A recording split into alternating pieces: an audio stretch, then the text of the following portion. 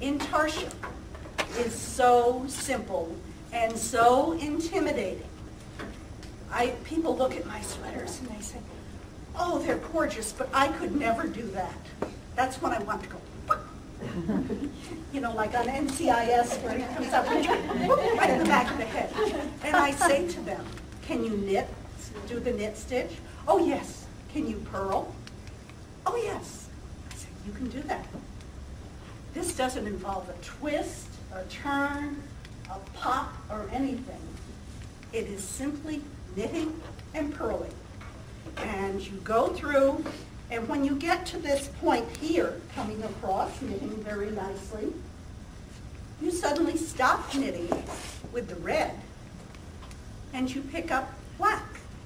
And then you come over here, and you stop with the black, and you pick up the white, and so on. All you need is to have the yarn on bobbins. And the reason for the bobbins is so that you don't have the floats that come from Fair Isle knitting. Because turning this inside out, takes a gutsy knitter to turn her knitting inside out, I'll tell you. But as a pro, finishing is everything. If somebody's going to pay over $500 for my sweater, they don't want to have these little strings hanging down. I know in iMagnums they can sell the strings hanging down, but I don't do that. But this is what it looks like on the inside. So when you get through with all of these little changes, all you do is you take all those little ends that they leave on sweaters that they sell in stores for so much money, and you take a bodkin, which is a large-eyed wool needle, and you just weave them in around the edge of each color so that it looks the same inside as outside. I mean, my grandmother used to do this beautiful embroidery, and she did pieces, and I mean, we're talking very, very fine embroidery. You couldn't tell which was the right side of hers because she would bury all of her knots so that they were inside and nothing was left rough. And so I had a standard to work for as far as doing something so that it is very, very finished. Now, when you do Intarsia, all you do is you look at the graph. And the graph I mark off on my patterns, and let's just take this rough collie. Everybody thinks it's a collie. What do you mean rough? Collies come in rough and smooth, believe it or not. The rough ones are last. Okay.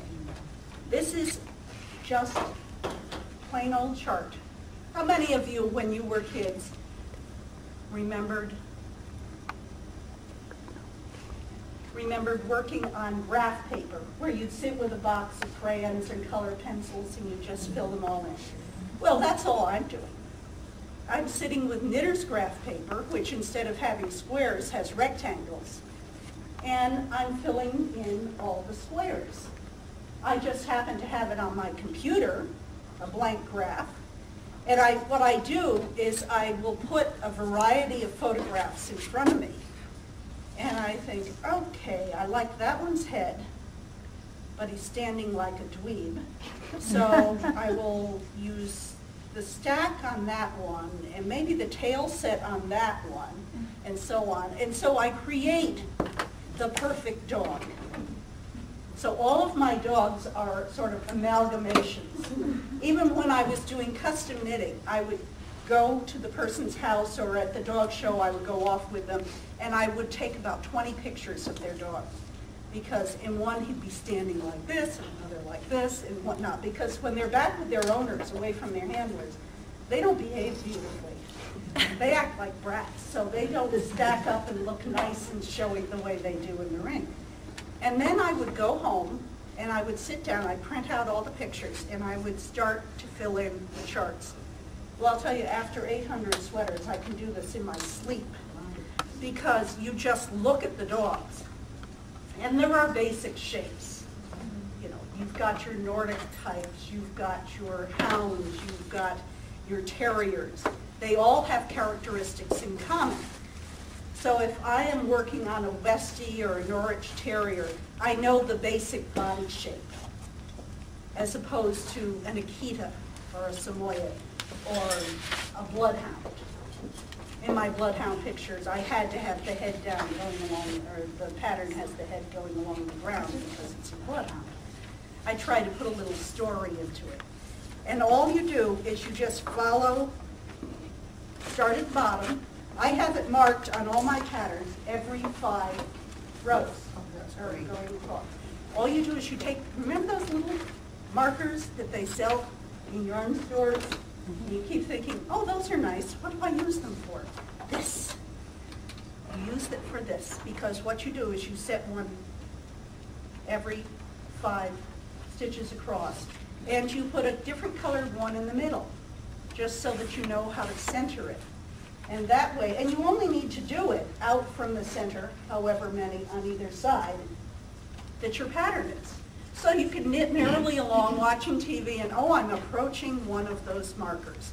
Look at the pattern. Do I need to do anything with this one? No, I can go 3 stitches further. Now I have to change color. And so you then just change color and you go along. And so you don't get suddenly a dog that is skewed like this. So it's not hard. The hardest part is when you're done.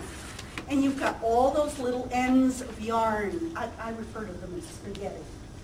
Now, on a sweater like this, it's not bad.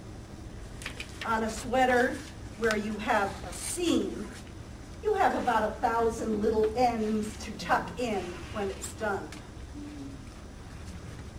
And some of the breeds where they're very multicolored, like a Leonberger or something like that, I would end up having like 25 bobbins by the time I was done going across. And each bobbin, you have 2 ends, where you begin and where you end, so each one has to be woven in.